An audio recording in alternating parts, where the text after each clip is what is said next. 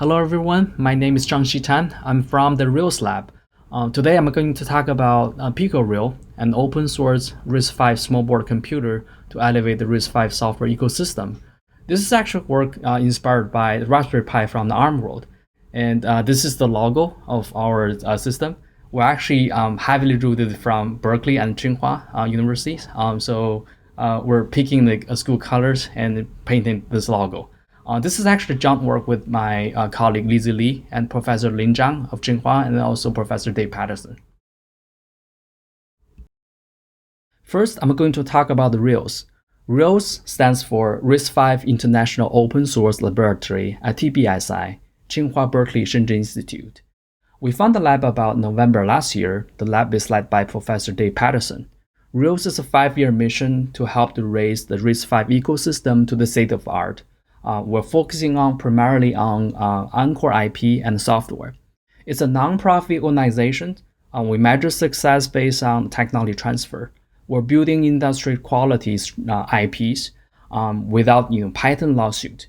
So TBSI is actually a joint venture by Tsinghua University and UC Berkeley. We started about 6 years ago, and around 2014. We're teaching RISC-V and also other graduate courses in technology engineering. So RIOS is actually geographically distributed lab with the majority of the engineers at TBSI. So why do we build PicoRio? There are really two reasons. First, it takes a lot more than the CPU itself just to build a full system. You need really invest in other Encore IPs in your SoCs. And there are many RISC-V CPUs open source, but there are very few high-quality Encore IPs out there. For example, the cache controllers, interconnect, graphics, and camera ISPs, and so on. And also, we really need an attractive open-source platform so we can really try new hardware ideas at system levels. For example, if you want to study your security and the trusted execution, it's not just the process itself, but also your peripherals and your bus architectures. And also, if you really want to try some RISC-V hardware extensions, for example, the latest J extension, the JIT runtime, even vectors, you need a platform to play with. And the second reason is that the community really lacks of really affordable RISC-V hardware platform that can run lots of softwares. There are very few software-capable boards for long-tail developers. And we have seen many MCU-based boards, but there are very few Linux-capable boards at a very affordable cost. The developer would not necessarily want to spend about $1,000 for sci-fi boards for software development of a new ISA. So we started this PicoRio open platform project. There are a couple of features. First one is independent maintained. RIOS will be the solo non-profit organizations that will be the gatekeeper of the PicoRio. RIOS will be responsible for architecture development, ensure compliance, and publish the final design. RIOS will work with design houses and partners to produce the PicoRio at volume, but PicoRio will be vendor agnostic. Of course, PicoRio will be open source from the SoC, from the package design, board design, and software running on top of it. We'll release the source code under BSD-like open source license, but there are a couple exceptions. For example, foundry-related IPs and high-speed commercial IPs interfaces.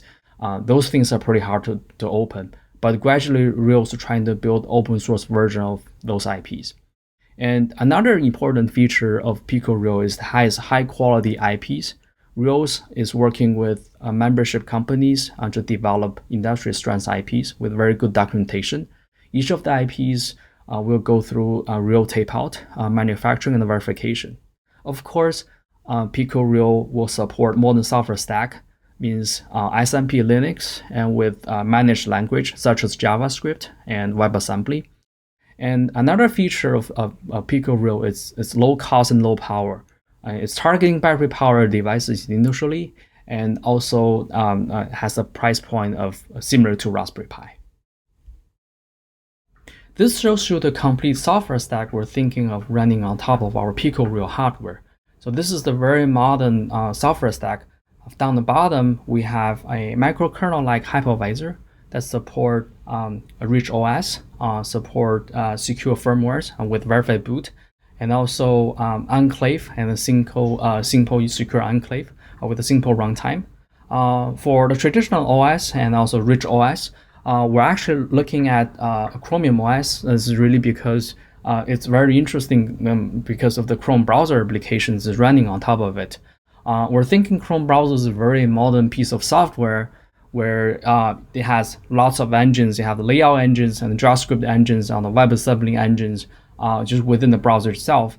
And also Chrome is interesting to us is because there are also progressive web application support, which is very common for Android application. Also, there is a Google Store or Google Play in the Chrome support at this moment. So we're thinking if we can run the full-fledged Chrome, we'll have a very good software support for RISC-V. So there are three phases of PicoRio development. The first phase is PicoRio 1.0. We're expecting the board sample by the end of this year. Runs Linux, command line version of Chrome OS, and also another Linux Foundation project called EdgeX. The second phase will be PicoRio 2.0. We're adding a GPU support, partner with Imagination, and also run our own designed hypervisors and WebAssembly runtime. Phase 3 will be a little bit down the road. The primary feature is adding a little bit more CPU performance to make the PicoRio have the Chromebook-like performance. And also the goal is trying to have more and more RIOS developed open source IPs. So let me show you a little bit more detail about PicoRio 1.0 SoC. This is the chip we call Pygmy. Pygmy SoC is actually manufactured in TSMC 28nm HPC Plus process. On the left-hand side, I'm showing you the die photo and also the floor plan of the major blocks in Pygmy. The die size is about 4.3 millimeter by 3.4 millimeter. We're packaging the die in a FCCSB package. We're running the whole die at 500 megahertz peak, but the different component can run different frequencies for lower power applications. From left to the right, you can see a very structured DDR5. That's a LP DDR4. That's a single channel 16-bit. And also you see a USB 3 block, which is also fairly big.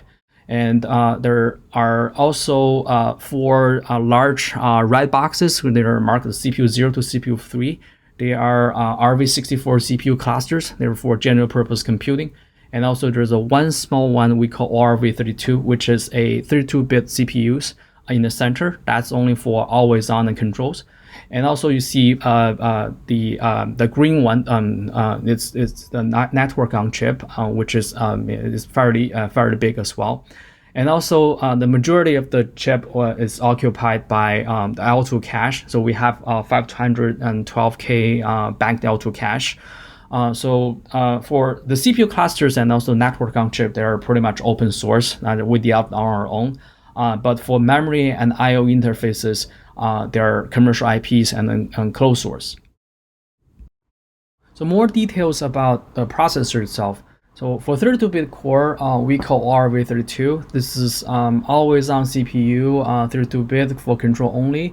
So we use a very simple in order issue 4-stage pipeline design, very classic design. It doesn't have any floating points, so just RV32 IMC. It does have a TCM and L1 cache.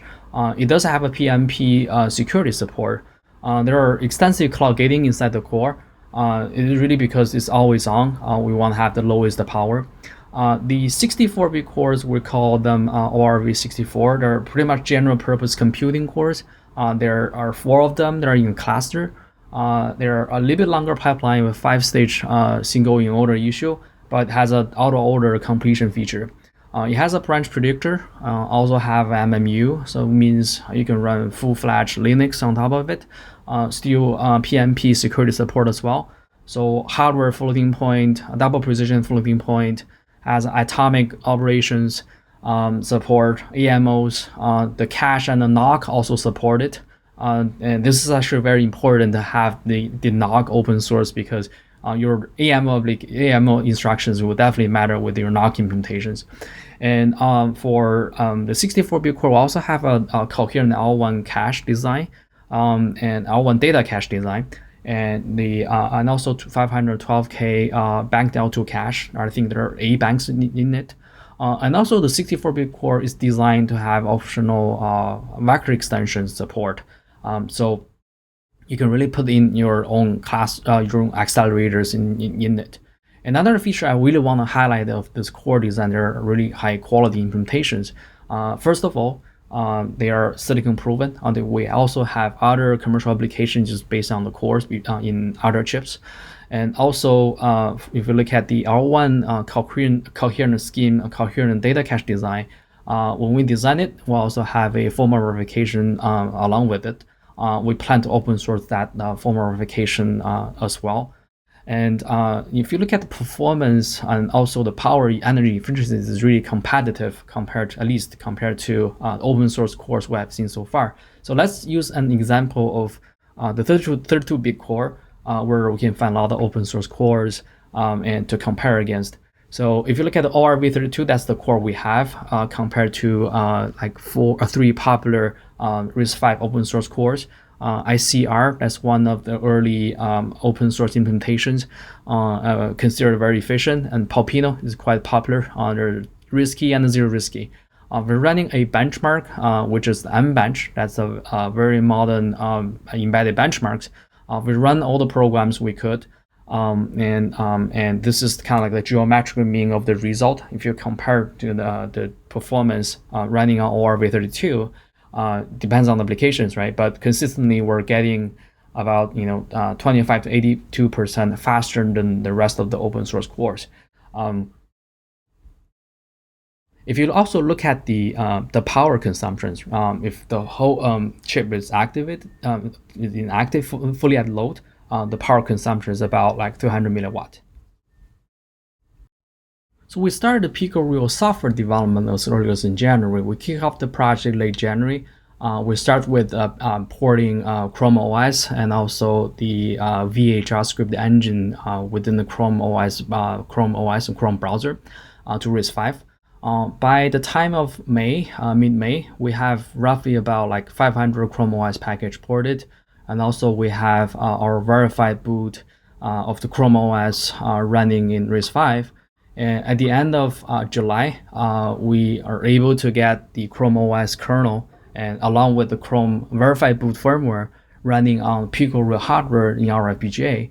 And also we open source the V8 JavaScript engine to the general public. So this is the link to the V8 engine. And also I want to highlight that if you're really interested in JavaScript engine V8 port, we actually have another talk called Unlocking JavaScript V8 on RISC-V in this forum. We basically talk about the details and technical details of the V8 porting process. So please feel free and look at that, check out that talk. Regarding open source effort, so first for software projects, V8 is the first project we push to the public. Right now, it's already a community effort. We have a wiki, Slack channel, and also bi-weekly meetings open to the public. And so far, we passed more than 94% of the standard V8 tests, which is about like 15,000 tests. And we're right now in the process of doing the upstream work. And also the other ones, the Google Chrome verified boot, we also put them on the website. And another one is the Google Chrome OS port. Right now, we're working with the community, and also we're working with some independent Linux hackers. And our approach right now is trying to add support for Gentoo Linux first, but we're actually actively looking for participant. In terms of hardware, our goal is trying to get the CPU and also cache design, the interconnect open source by the end of this year, and then packaging design and PCB board and schematics following that. So all the documentation and source code will be available through the RIOS website, doc.rioslab.org.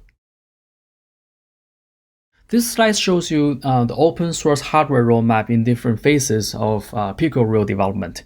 So for CPUs, on-chip network, cache controller, package design, board design, and software and firmwares are pretty much open since phase 1, since the very beginning. And a more challenging part will be with the IOs. Slow speed IOs will be a little bit easier. Over time, we can gradually replace with our own implementation. High-speed I/O and PHYs are the most challenging ones, but controller is possible at the end of the phase 3. And for basic analog I/Os, it takes some time to build, but it's plausible to have our own designed basic analog and basic I/Os at the end of phase 3. GPUs is not what we're focusing on, and it will be stayed with the closed source for the PicoRio project. In PicoRio, we're not only working with open source IPs, but also we're working with our industry partners on their commercial ecosystems. For example, our case of a GPU system in PicoRio, we're working with Imagination Technologies. We're basically taking their Power VR ecosystem into the PicoRio. Imagination is one of the leading vendors of the GPU providers. Their GPUs, the Power VR GPUs, has been used by Apple iPhones before. We're using it in our open source PicoRio as well. In version 2.0, we integrate the complete Power VR graphics pipeline. We have video encode. We have a GPU, we have a camera ISP, and also a display controller that can upscale to 4K resolution. The GPU we have is a GPU with the Vulkan support and also OpenCL support. The hardware encode decoder H264, H265 for lower power applications. All the Power VR IPs are integrated with our RISC-V CPU in a single address space and shared memory. Putting everything together, this diagram shows the IP status for the first two versions of PicoRio. So we have partner IPs, GPUs primarily, and also a lot of open source IPs we developed on our own, and some closed source ones for memory interfaces. But also there are a lot of blue boxes, like there are IPs and peripherals we really like to have in our future version PicoRio. And overall, we're looking for a board target power of less than 50 milliwatt at idle and less than 500 milliwatt at busy.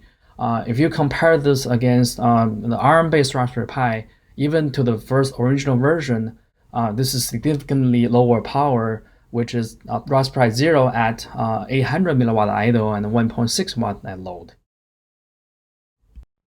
So in conclusion, I think we're at a very good start, but we still need a lot of help to complete the 5-year mission. And we hope the PicoRio 1.0 platform will be finalized and be ready at the end of this year, and also getting more feedbacks and keep developing for the future versions. If you're really interested in this project and have time and can have resources to help us, please let me know and send an email to us. With that, I'd like to thank your attention. I will be happy to take questions.